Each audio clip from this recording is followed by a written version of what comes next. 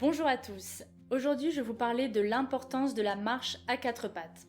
Alors le bébé commence à se déplacer en rampant sur le ventre, puis vers 6-10 mois, voire plus tard, vient le fameux quatre pattes. Le bébé de plus en plus repousse le sol pour se libérer de la pesanteur, et le ramper comme le quatre pattes vont être des étapes très importantes pour les futurs apprentissages. Je m'explique. Tout d'abord, la marche à quatre pattes a plusieurs avantages. Elle permet par exemple d'utiliser le haut et le bas du corps, de perfectionner son équilibre, d'expérimenter de nouveaux appuis. En gros, elle prépare à la marche. Mais pas que. Parmi les nombreux points positifs du quatre pattes, il y a aussi le développement des coordinations et c'est elles qui vont être aussi indispensables pour les futurs apprentissages.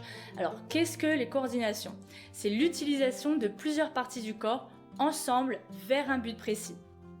Dès les premiers mois, le bébé l'a déjà découvert. C'est le cas par exemple de la coordination œil-main lorsqu'il veut attraper un objet qui l'intéresse par exemple. Et cette coordination, il va d'ailleurs la réutiliser plus tard pour écrire.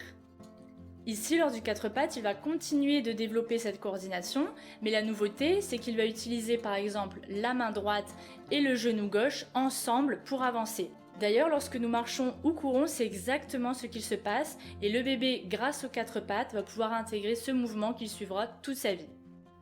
Alors, ce mouvement, alternant le côté droit et le côté gauche, vont donc stimuler le côté droit du cerveau et le côté gauche du cerveau et de cette manière, il va pouvoir y avoir des connexions qui vont s'établir entre les deux parties du cerveau. Avec l'entraînement, ces connexions vont être de plus en plus solides et à l'avenir, ces chemins tracés dans le cerveau du bébé vont lui être très utiles par exemple pour la lecture qui nécessite un jonglage entre la partie droite du cerveau et la partie gauche. Grâce à ces connexions, l'enfant aura donc également une meilleure fluidité de la pensée car les informations passent plus vite d'un côté à l'autre. Alors ne nous pressons pas pour que le bébé marche, la nature est vraiment bien faite, laissons le programme s'exécuter et ça c'est les fondements de la motricité libre qui a été rendu célèbre par Amy Pickler.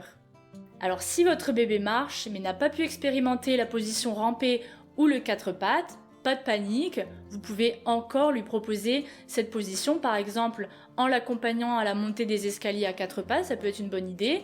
Sinon vous pouvez placer un objet sous une chaise ou sous une table pour qu'il aille le chercher à quatre pattes, tunnel en tissu. Dans une de mes vidéos précédentes intitulée Les bases de la motricité, vous pourrez retrouver d'autres conseils, d'autres explications au sujet de la motricité libre d'Amy Pickler. Abonnez-vous pour ne manquer aucune de mes vidéos et je vous dis à bientôt.